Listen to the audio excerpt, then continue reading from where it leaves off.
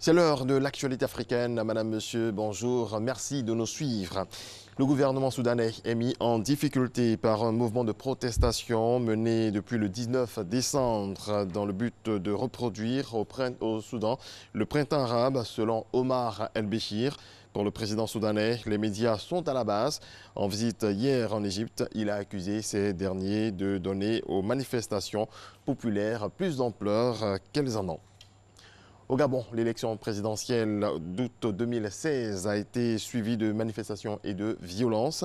2 ans et demi après, de nombreuses familles gabonaises réclament toujours justice après la mort ou la disparition d'un proche et se sentent abandonnés par les autorités qui ne reconnaissent que 3 morts. Reportage. Depuis plus de 2 ans, Serge n'a plus de nouvelles de son frère Gildas. Il a perdu sa trace le 31 août 2016 alors qu'il était au siège du parti de l'opposant Jean Ping, le soir de l'annonce des résultats de l'élection présidentielle.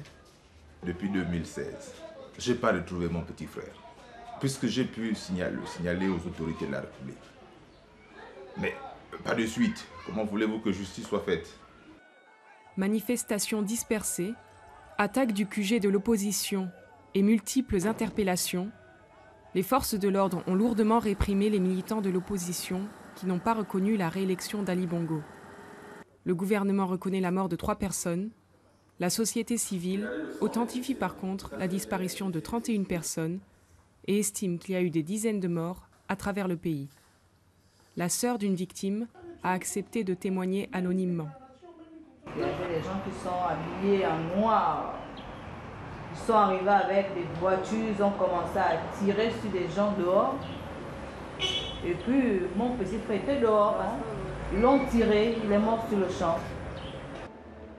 La Cour pénale internationale s'était rendue en juin 2017 à Libreville pour une pré-enquête sur les violences post-électorales. Mais elle a décidé de ne pas ouvrir d'enquête en septembre 2018, à la satisfaction du gouvernement gabonais. Les violences survenues en 2016 ne peuvent être qualifiées de crimes contre l'humanité ou de génocide, comme certains l'avaient fait de manière tendancieuse. Plusieurs demandes ont été déposées pour l'ouverture d'enquêtes indépendantes, mais toutes ont été rejetées par la justice gabonaise. Pour les familles des victimes, le deuil reste impossible.